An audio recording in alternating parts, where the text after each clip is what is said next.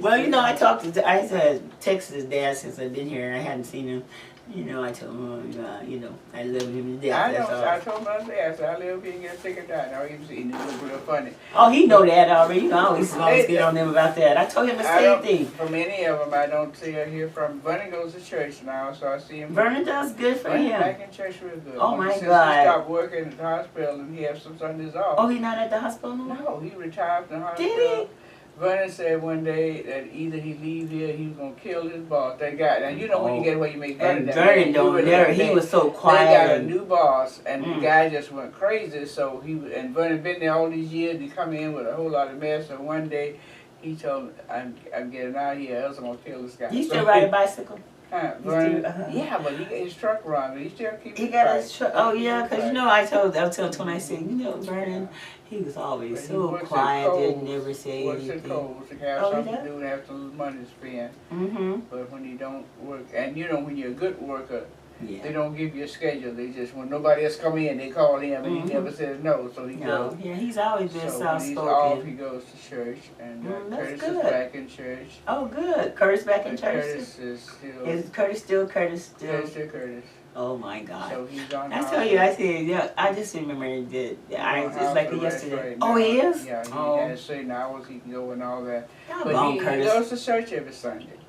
And he goes on Tuesday night for male course rehearsal. That's good. You give him something to do. Stay out of trouble. And, but addiction is a strange. I learned that addiction is something you don't just throw away an addiction. You got to replace it with something. Yes, you do. And whatever you replace it with, got to be stronger than what you're getting rid of. Well, like I told him, I've been here and I was so depressed. I'm not going to say depressed, but when I was living in Albuquerque. He lived here. Keisha lived, in North Carolina then. So, and only thing after my mom that passed away, I used to go every weekend to Amarillo.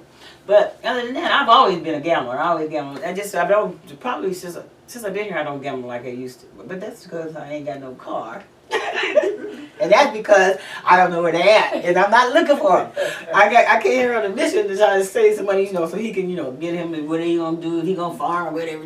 But I think about all the money. I told him, how much money I spent a lot of money when I used to gamble. I mean, and then when Mom and Dad passed away, I woke up and said, you know what? Oh Lord, ain't got nobody going. When I lose all my money, I have none left. I ain't got nobody to call. So you really are your own sister. I mean, that's how I looked at it, and I still look at it the same way. I'm like, And he sent for me. And I'm going to just tell this story because I'm going to get it up, because he already knows. But he sent for me to come here. And of course, Miss Gray, I'm like, I could just spend this money. I could get some more. I'm gonna make sure I get enough. I'm gonna give him his money back and give him and have an extra. And I'm gonna give some to my friend for a leave because I know they. Boy, Lord Jesus, what was I thinking about? Before I know it, I looked up and I was broke. Do you hear me? I was broke as all get out. But I couldn't call him and tell him that I had messed up. Because I told him, I never lied to him. I said, if I say I'm gonna be there, I'm gonna be there. So this is, I say to everybody, you know where you've been, you just don't know where you're going. So I'm out there toward the 5 sign. Ain't nobody give me no money. I'm like, oh, Jesus, what am I going to do? I got to be there. He thought I was on my way. I was still in Albuquerque. I hadn't even left yet. So I called. I had to tell somebody, so I called his girlfriend, and she said, well, Mom, where you at? I said, come on, Holly. Holly. I said, oh, my God. I said, she said, tell me you still in Albuquerque. I said, yes, but don't tell him. I'm going to get there. My last strike was my friend, and he sent me here. He's a white guy. He's a friend of mine. We've been friends for years, but anyway, he sent me on the bus. You should have seen me trying to hear him get on that bus. He gave me $15 and told me, here, you should be able to eat off of that. When I got here, I just told him what had happened. I was so ashamed. And I think that's what made me think, you know what, this is not working. And funny, because I thought Mom and them was always there for me when I, because they always know I work. And I always pay it back. My other sister and them, they Linda, she passed away. Mama was upset about her passing away and not getting a lung transplant. But I just had to tell Mama, you know what, I know it hurt her, but you know what, she was still doing them drugs. Stop crying. I was so mad because, they just hurt. Just like my brother and them, they've been in and out in the pen. And I told them, I said, you know what, you better look out. Mama gonna be always here always. And they called me and said, can you send, I'm going to send it twice, and I said, don't ask me for no more, because, you know, you should have been nice to her when she was living. You know, Mom had got where she was always still heavy like she was. But when she went to the nursing home, you know, I pitched my little fit and everything. I did. And then she just told me, I don't know why you're upset about it, because I'm the one that told them to put me in here, because I figure it's time for somebody to take care of me. That's what she said. So I was okay with it, you know. I thought my stepdad put her in there. You know, I'm always one. I thought he was trying to get rid of her, put her in there. I went to all the, you know, I was always, you know, oh, no. And then, like I told Tony, I said, I didn't know Miss Gray, you know, because they know I used to drink and everything. But I never forget when I called you and I was crying on the phone. I said, please just take care of my baby. Remember me calling you telling you that? I was like, oh, please don't let nothing happen to him. That's it. I think about it, I cried, because she did. She took care of you. She watched out for me, and I was just happy. I don't care what. I don't know, she liked me, and I didn't care. I just, please take care of my son. And she did good. She did a good job, so I had to give it to her. But I was really upset, because I didn't want him to come here. And your son turned out to be a good father. He's a good father. He did. He turned out to be good. I didn't think he was going to be one. About all my kids, I tell them they're all great, but they're all good parents. Yeah. And they all love their children. Yes. And I don't know of any of them who've been abusive to any of their children. Oh, no. We are normal, but I don't know any of them have been abusive. And they are family oriented. Now, they don't see each other all year, but they still. I call and say, we're going to go, we're going to do. Most of them are going to show up. Most of them are going to show up. So that's. They had their own little thing, though. They're all crazy, I tell you. Well, you know, put it this way. When he almost didn't graduate from high school, and I don't think, you know, I used to tell him all the time, I said, yeah, I know what your dad said. Call your mom, you know she's crazy, but that didn't make no difference to me. But when he almost didn't graduate from high school, they didn't tell me. I don't know why. Probably because I'm crazy, but anyway. He made sure, he made miracles work, and he got graduated, and that's all that mattered. I said, y'all can keep that to you, but you know it's going to come out sooner or later. And he just like his dad. His cousin them would do something, and he'd be there for it, but I always end up finding out. I always do. I always end up finding out. I just find out. They just can't hold it. That's the way, that's how it is. It's the strangest thing, because I'm calling and trying to find out what's going on. And I didn't realize that the kids kept in touch with each other. But yeah, but not as much, because when I would say something, Apple would already have talked to Curtis, and they already talked to Shelton. You knew about that, huh? So, but I didn't realize they were talking to each other as much as they do. But well, that's like him. Family. They stick together. Yeah, him and his sister, they like two. You know, they were so tight when she was younger. That might have well been her child, because you know I really couldn't do too much wrong. I mean he couldn't do no wrong. They used to, you know, try to double team and lie to each other and get caught and stuff. But anyway, when she went to the hospital not too long ago, I didn't even know, but he knew. He thought I didn't know. They all gonna tell me. But see, when I told him I was homeless, and I was on my way here, and I told him, I said the only reason I'm homeless is because I worked as a nurse somewhere, and I got got taken out of the schedule, so it made me homeless. I tell people, you know, you don't know what's gonna happen. You know, you would think me being a nurse, we should not be. You know, even when I did, I had to rent. The lady wouldn't take it. I'm like, who does that? Who does that? It's like it's time for you to change. Yeah. And I came this way because of the fact after all these years, I haven't been here in so many years, and I could see that he ain't going nowhere. He say he's moving, but you know, I think that. I get that little camera down in Tennessee, he's going. Well, he said he's going. I'm going to be ready to go. Yeah. He said he's going, but you know what? When I sent him here for high school, you know, if I had to do it all over again, I probably wouldn't do it. Because you know what? I think they gravitate that way. We used to look at Tennessee being a long way off, but that's a few hours drive. We run down there. Yeah, it used to be a long way off. Yeah, it used to be a long way off and took a lot to decide to go. But now, just take up like Robert said he's going to the hospital. Marie said we're going. She called Tony. Yeah, it's just and we just run down there and stay in the hospital. He come out and turn around and come right back. I never would have thought of doing that, you know. Long time ago, yeah. Because it was a long, dead ride. I talked to the guy that's taking care of the farm, and I'm going to get it all cleared up. And there are 2 spots down there we can build a house, but I want the spot where the family was my mother's house. Oh, that's the one. I've got a picture of my log cabin that I'm going to put there. You know what you're going to do. So somehow between now, like you with this money getting here, I don't know where the money's going to come from somewhere. I don't know, but I got somebody going to come someplace and we put that log cabin on that house in honor of my mother and father. And you want to go down there? You don't want to go down there. I can't. I wouldn't be able to stay. I go often, go but visit, I wouldn't but be able not. to stay. Yeah. Well, that's just like I got too much going on here that my one goal, God give me life until I finish the work here. Give me work until this life is gone. I don't want no lack between what I'm doing and working. I just want to lay down and go to sleep and go on out here. I don't want nobody to have to take care of me. I don't have to be going to when I'm finished with my work here, I want to go to sleep and just go on out of here.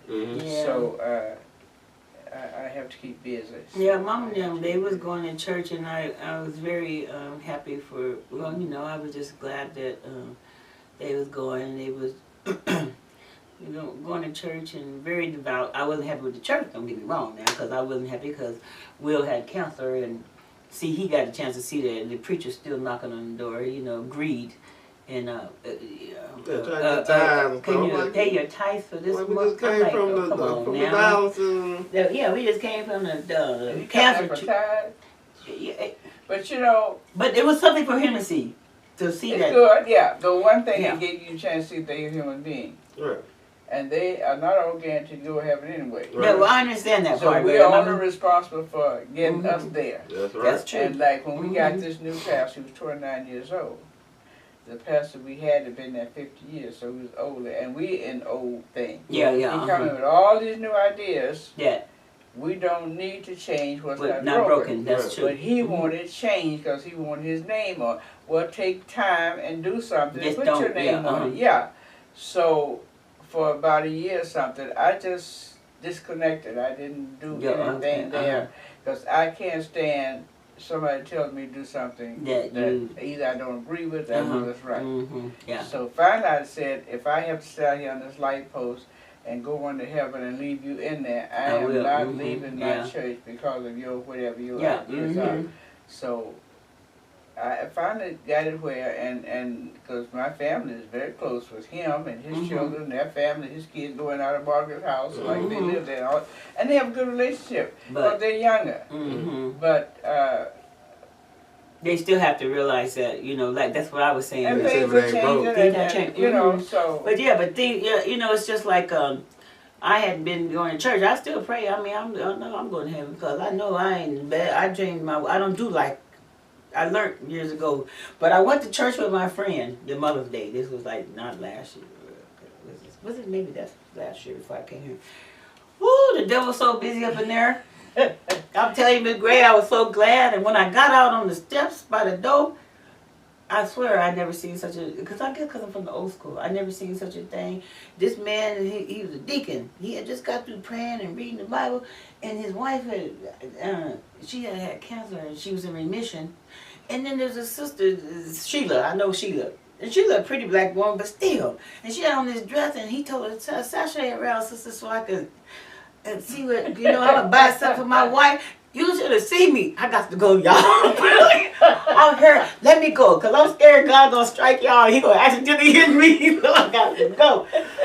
And I said, no wonder I ain't been in the church, because that's the reason why. Because, you know what I'm saying? I know what you're saying. I was like, are you serious? These people not taking God serious. I was well, they're not, but that has nothing to do. That made me new. You have to get to the point where it's a personal thing. I know. And that was, if everybody else in there is going to hell, you I don't want to go I'm going to stay right here and go. I mean, it was just I mean, the church is the worst hell, the worst hurt. Yeah, but it was terrible. I felt I had a good time. It's hard to say that. Yeah, but it was because you get out in the world and people who you see laying out in the street, but they are kind and they'll help you and they do that.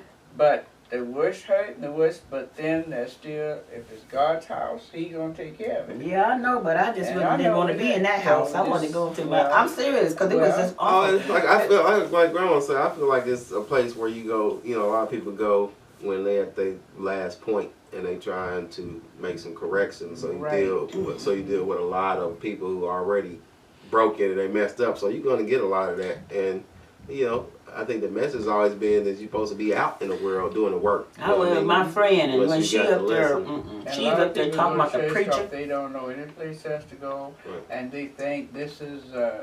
When I go there, I'm gonna get something. Cause a lot of people come into church, I can't just see what they want to see, and they go right back out. You don't even get to see what the church is all about.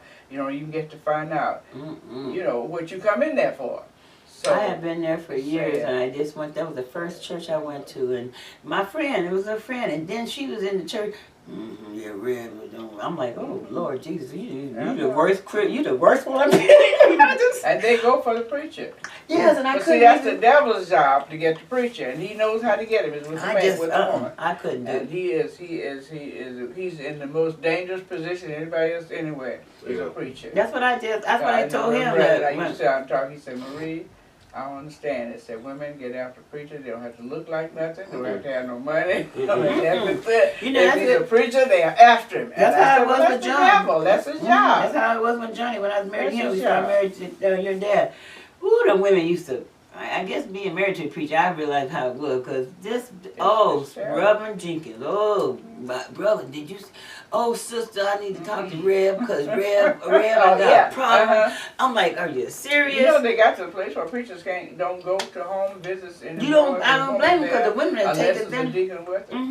They don't do that. That's sad. I know it. You remember, I don't know. Like a doctor will not see a woman patient without a nurse in there. Yeah, and that's sad too. I know it. That's what I'm saying. You know, and doctors don't even touch you anymore. It was so funny because they look at you. I said, how you gonna tell what's wrong with me? But they won't touch you. They just look at you. And that's sad. You're right. They actually don't. How do you know what's happening? That's sad. They can't do it. That is sad. It is really sad. Because I remember, I don't know if you remember. No, you weren't there, but this video. I don't know if I had ever mentioned it, but they had a reverend speech that was the pastor of St. John Baptist